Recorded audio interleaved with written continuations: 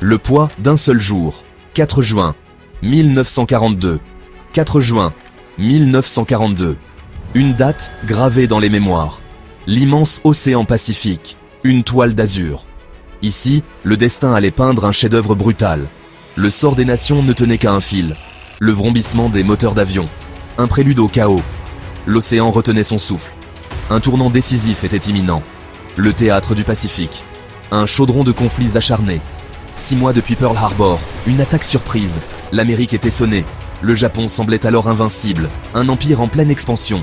À travers l'Asie du Sud-Est, à travers les îles du Pacifique, le soleil levant projetait une ombre immense. L'atoll de Midway, un point minuscule dans l'océan. 2 petites îles, l'île Sand, l'île Eastern. Pourquoi cet endroit isolé? C'était un avant-poste stratégique, un porte-avions insubmersible. Pour l'Amérique, un maillon vital. Pour le Japon, un tremplin. Une bataille se préparait rapidement. Les enjeux étaient colossaux. Plus qu'une simple île, il s'agissait de contrôle. Le contrôle du vaste Pacifique, le contrôle de l'avenir. Pour le Japon, la victoire signifiait plus d'expansion. Peut-être forcer l'Amérique à la paix. Pour l'Amérique, la défaite signifiait un avenir sombre. La pression était inimaginable. Le monde attendait, sans le savoir. Après Pearl Harbor, les ténèbres. La flotte américaine était décimée. Les cuirassés gisaient, brisés, tordus. La confiance était anéantie. Le Japon accentuait son avantage, sans relâche, sans pitié. Les Philippines tombaient, Singapour capitulait. Les forces alliées battaient en retraite. Le cours des choses semblait irréversible. La marine japonaise, une machine redoutable, éprouvée. Le Kido Butai, sa puissante force de frappe aéronavale. Les meilleurs pilotes, les meilleurs avions. Le chasseur zéro, une légende.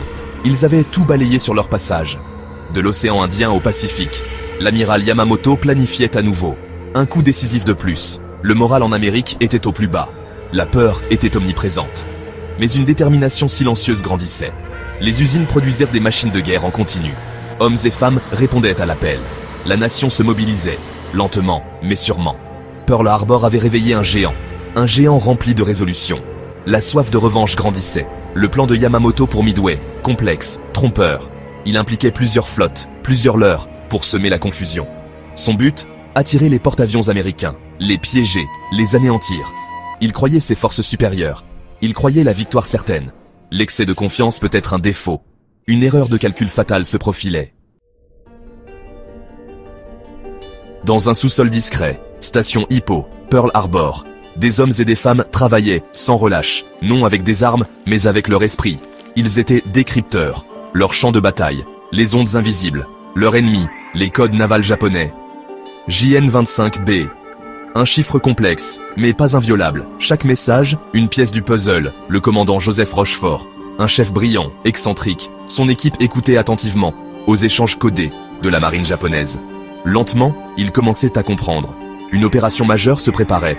Cible, AF. Mais où se trouvait AF? La question cruciale demeurait. Rochefort suspectait Midway. Il imagina une ruse ingénieuse. Midway envoya un message en clair. Un faux message concernant l'eau. Manque d'eau douce. Les Japonais l'interceptèrent. Bientôt, un message codé japonais. AF, manque d'eau. La cible ennemie était confirmée. L'amiral Chester Nimitz, commandant de la flotte du Pacifique. Il reçut les renseignements de Rochefort. Il leur fit confiance. C'était un pari énorme.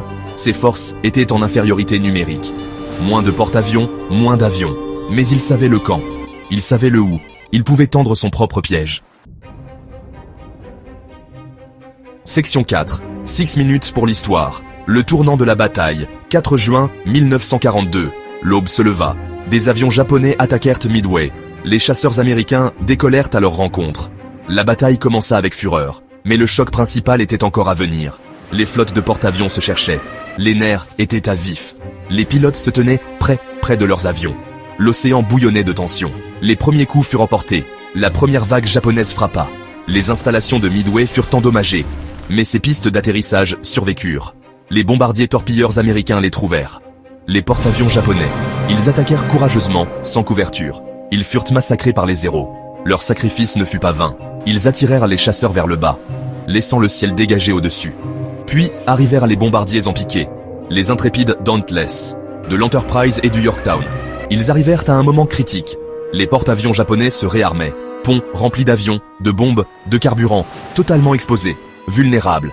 Pendant 6 minutes fatidiques, de 10h22 à 10h28 du matin, l'enfer s'abattit du ciel. Les bombes atteignirent leur cible. Kaga, Akagi, Soryu s'embrasèrent dans des flammes gigantesques. Des explosions les déchiquetèrent. La dévastation fut totale, rapide. En ces quelques minutes, le cœur de la marine japonaise fut arraché, en flammes, 3 porte-avions perdus. Les chasseurs devinrent les chassés. Section 5, l'ombre durable, l'héritage impérissable de Midway. La nouvelle était incroyable. 4 porte-avions de la flotte japonaise coulaient. Akagi, Kaga, Soryu, Hiryu. Des centaines de pilotes expérimentés perdus. Des avions irremplaçables détruits. Le Kido Butai était anéanti. La puissance offensive du Japon paralysée. Le mythe de l'invincibilité brisé. L'équilibre des forces navales bascula. Le vent avait véritablement tourné. Pour l'Amérique, une victoire éclatante. Remportée contre toute attente.